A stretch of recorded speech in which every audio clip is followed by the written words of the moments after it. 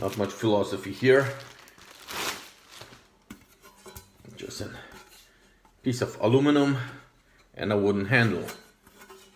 So finally we'll be able to So with this, we'll be finally able to get those pizzas out of the oven without any problems.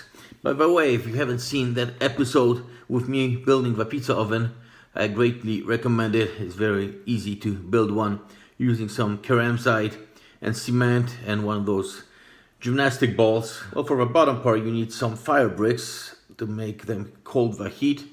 And then the top is built up from that ceramsite with cement. You just place the gym ball, build up a layer on layer. So it provides very good insulation. Pizzas come out really wonderful from that oven. Bread as well. So I can greatly recommend that construction. If not my video, there are plenty others available on YouTube.